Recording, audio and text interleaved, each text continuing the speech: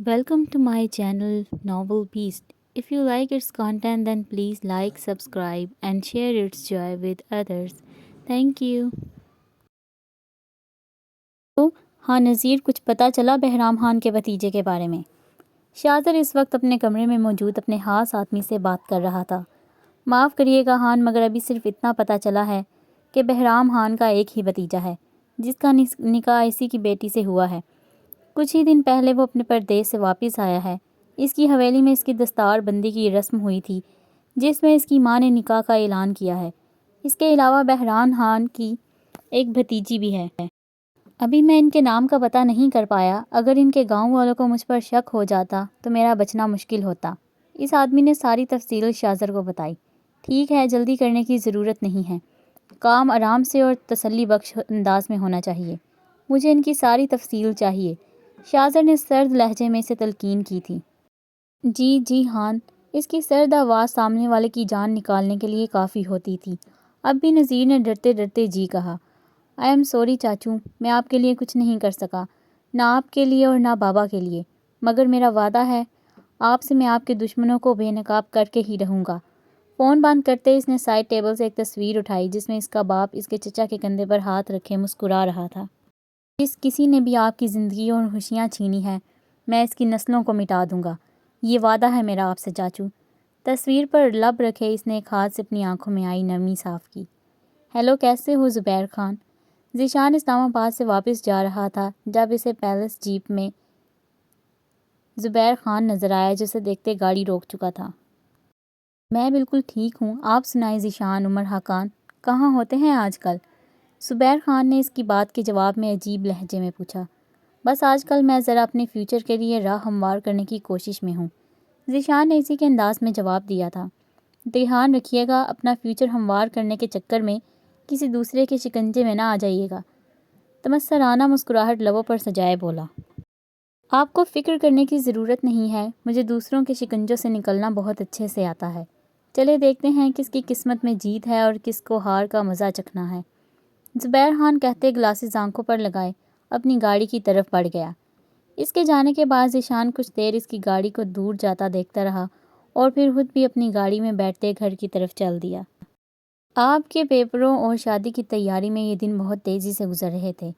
آج آپ کا آخری پیپر تھا، شادی میں 4 دن رہ گئے تھے۔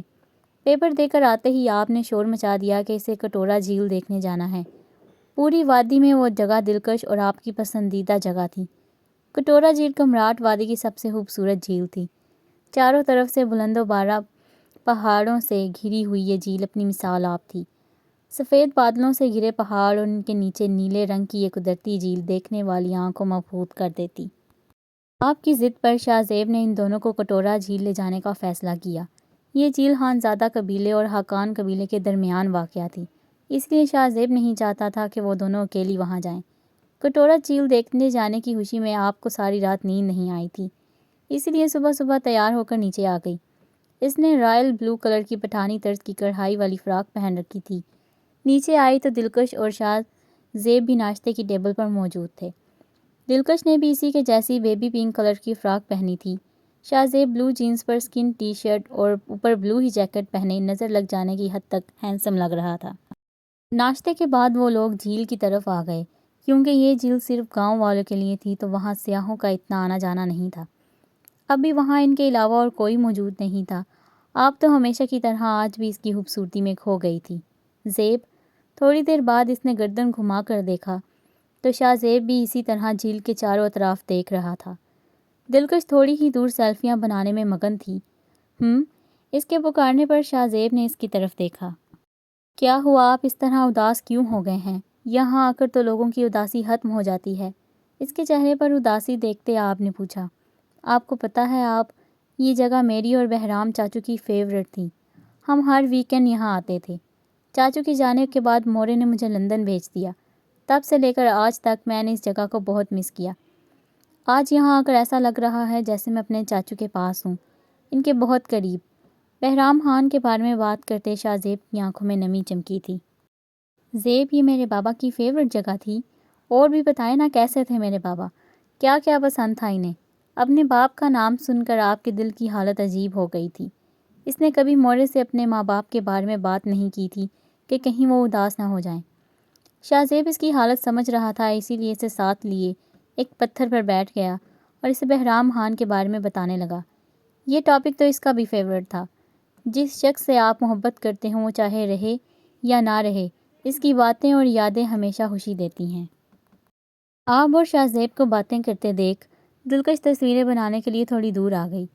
یہ باقی پہاڑوں کی نسبت چھوٹی پہاڑی تھی، جس کی ایک طرف سڑک کراس کر کے جھیل تھی تو دوسری طرف گہری کھائی تھی، جس میں نیچے کی طرف بادل اور درختوں کی لمبی لمبی شاخیں بہت خوبصورت لگ رہی تھیں۔ دلکش تصویر بنانے کے لیے کھائی کی طرف جھکی ہوئی تھی۔ اچانک اس کا پیر پھسلا۔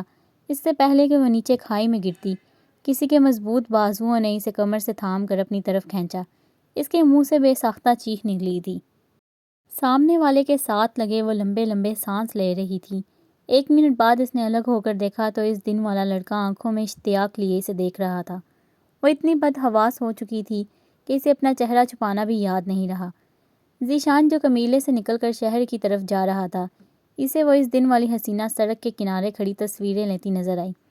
وہ بے ساختہ گاڑی سے نکل کر اس کی طرف بڑھ گیا۔ دیکھتے ہی دیکھتے اس کا پاؤں پھسلا، اس سے پہلے کہ وہ گر کر کھائی میں گم ہو جاتی۔ ذیشان نے اسے تھام کر اپنی طرف کھینچا۔ اگر وہ یہاں نہ ہوتا یا 1 منٹ بھی دیر کر دیتا تو کیا ہو سکتا تھا، یہ سوچ کر ہی اس کے رونگٹے کھڑے ہو گئے تھے۔ دلکش! شاہ زیب اور آپ جو اس کی چیخ سن کر اس طرف آئے تھے، دلکش کے سامنے کسی لڑکے کو کھڑا دیکھ کر حیران ہو گئے۔ لالا! دلکش اسے دیکھتے ہی اس کے گلے لگے رونے لگی۔ کیا ہوا دلکش؟ شاہ زیب نے اس کا سر تھپتھپاتے پوچھا۔ دراصل ان کا پاؤں پھسل گیا تھا۔ میں نے پکڑ تو لیا مگر یہ شاید ڈر گئی ہیں اسی لیے۔ دلکش کو چپ دیکھ کر ذیشان نہیں بتایا۔ آپ کی تعریف؟ شاہ زیب نے مشکور نظروں سے اسے دیکھتے پوچھا تھا۔ میں ذیشان حقان ہوں، حقان قبیلے کے سردار کا چھوٹا بھائی۔ ذیشان نے شاذر کا حوالہ دیا۔ حقان لفظ کو سن کر شاہ زیب کے چہرے کے تاثرات پتھریلے ہو گئے تھے۔ آپ کا بہت شکریہ ذیشان حقان صاحب، آپ نے میری بہن کی جان بچا کر مجھ پر بہت بڑا احسان کیا ہے۔ موقع ملا تو آپ کا یہ احسان ضرور چکاؤں گا۔ سنجیدہ آواز میں کہتے وہ دلکش اور آپ کا ہاتھ تھامے اپنی گاڑی کی طرف بڑھ گیا۔ ذیشان نے اس کی پشت کو حیرانی سے دیکھا۔ آج زیکے دنوں بعد اس سے ملنے آیا تھا۔ کچھ مصروفیات کی وجہ سے وہ نہیں آ سکا تھا۔ کمرے میں آتے ہی لافے میں معمول دلکش کو جاگتا دیکھ کر وہ حیران ہوا، ورنہ وہ ہمیشہ اس کے آنے سے پہلے سو چکی ہوتی تھی۔ کیا بات ہے سویٹ ہارٹ، آج تو آپ اپنے شوہر نامدار کے انتظار میں جاگ رہی ہیں۔ زیکے نے اس کے پاس بیٹھتے اس کے سر پر چت لگائی جو آج کھوئی کھوئی سی تھی۔ زیکے کی بات پر دلکش نے کچھ بھی کہے بغیر اپنا سر اس کے سینے پر رکھ دیا اور دونوں بازو سختی سے اس کے گرد باندھ دیے۔ کیا بات ہے دل، میری جان مجھے بتائیں کیا پریشانی کر رہی ہے؟ اس کو اپنے حصار میں لیتے تحفظ کا احساس دلایا تھا۔ میں نے آج موت کو بہت قریب سے دیکھا ہے، اب بھی وہ منظر یاد کرتی ہوں تو دل دہل جاتا ہے۔ دلکش نے اس کے حصار میں رہتے اسے ساری بات بتائی۔ اللہ کا شکر ہے آپ کو کچھ نہیں ہوا۔ آپ کو ذیشان خان کا شکر گزار ہونا چاہیے، اگر وہ وقت پر نہیں آتا تو کچھ بھی ہو سکتا تھا۔ زیکے نے اس کے سر پر بوسہ دیتے کہا۔ ایویں ہی مانتے ہیں آج اس نے میری جان بچائی، مگر بڑا کوئی عجیب شخص ہے۔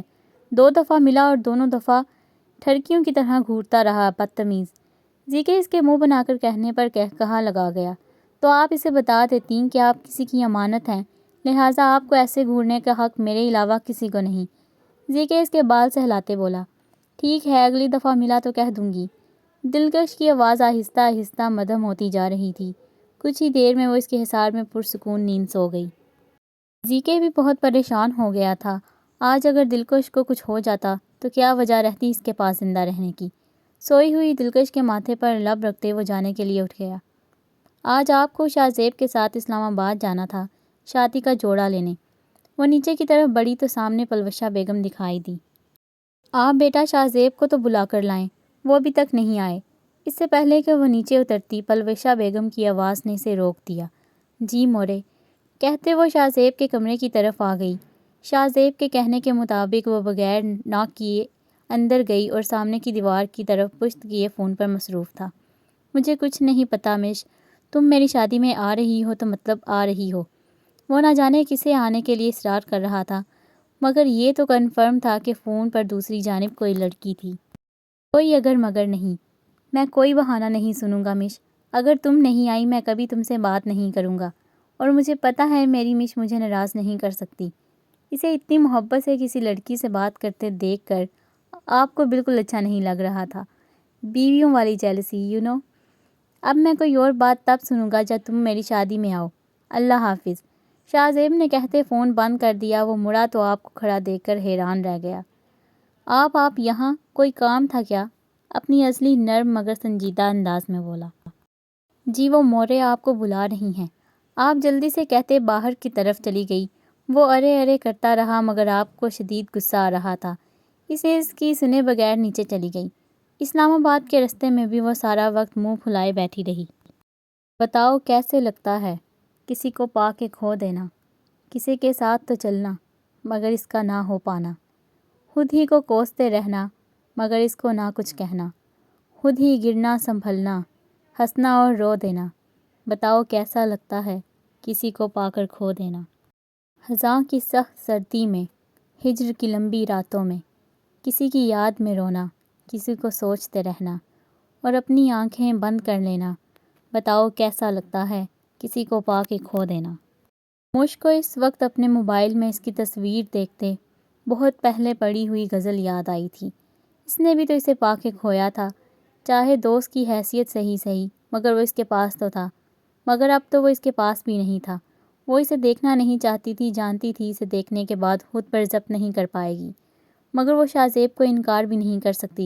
وہ اپنا پیارا دوست نہیں کھونا چاہتی تھی۔ اس وقت وہ عجیب کشمکش کا شکار تھی۔ آپ کیا بات ہے؟ میں صبح سے نوٹ کر رہا ہوں آپ کا موڈ آف ہے۔ مال میں ڈریس دیکھتے ہوئے بھی جب آپ کا پھولا منہ بنا رہا تو شاہ زیب پوچھے بغیر نہ رہ سکا۔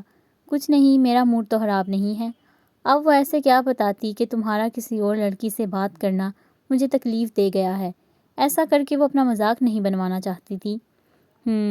لگتا ہے میری نظریں خراب ہو گئی ہیں جن میں آپ کا چھوٹا سا چہرہ غبارے کی طرح پھولا نظر آ رہا ہے۔ وہ اس انداز میں بہت کیوٹ لگ رہی تھی۔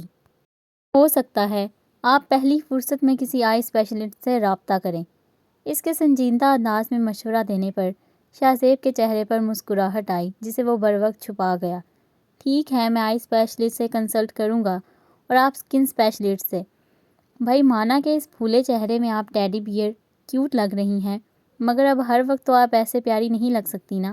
شاہ زیب چاہ کر بھی اسے کھل کر بات نہیں کر پا رہا تھا، یا شاید اسے اپنے جذبات کا اظہار کرنا ہی نہیں آتا تھا۔ وہ دیکھیں۔ باتوں کے دوران اچانک آپ کی نظر ایک شاپ میں برائڈل ڈریس پر پڑی۔ مہرون کلر کی شارٹ کرتی جس پر سلور رنگوں سے خوبصورت کام کیا گیا تھا، مہرون ہی لہنگا جو کرتی کے ختم ہوتے ہی شروع ہو جاتا، آگے سے شارٹ اور پیچھے سے لمبی سی ٹیل والے لہنگے پر بھی سلور ہی نگ تھے۔ وہ لہنگا اتنا پیارا تھا کہ آپ اپنی ناراضگی بھولتے بے ساختہ اس کا بازو تھام کر بولی، چلیں۔ شاہ زیب اسے لیتے اس شاپ میں آ گیا۔ آپ لہنگا لے کر ٹرائل روم کی طرف چلی گئی جبکہ پیچھے وہ وہیں کھڑا اپنا موبائل یوز کرنے لگا۔ زیب اس کی پشت ٹرائل روم کی طرف تھی۔ آپ کی آواز پر وہ پیچھے مڑا مگر اسے دیکھتے ہی شاہ زیب ساکن ہو چکا تھا۔ اس بڑے سے لہنگے کو وہ بامشکل اپنے نازک سراپے پہ سنبھالے کھڑی تھی۔ فٹنگ والی کرتی میں اس کی نازک کمر واضح ہو رہی تھی۔ شاہ زیب ایک ٹرانس کی سی کیفیت میں چلتا استقایا، زیب بتائے نا کیسی لگ رہی ہوں؟ اس کے دوبارہ پوچھنے پر وہ ہوش میں آیا۔ ہاں بہت اچھا ہے یہ ڈریس، یہی فائنل کر لیتے ہیں۔ اسے کہتے وہ لہنگا پیک کروانے کے لیے چل دیا۔ آپ جو اپنی تعریف کے انتظار میں تھی منہ بناتے چینج کرنے چل دی۔ اس ناول کو ریڈ کرنے کا آپ کا بہت شکریہ، اور اس کے باقی پارٹس آپ کو چینل کی پلے لسٹ میں مل جائیں گے۔ شکریہ۔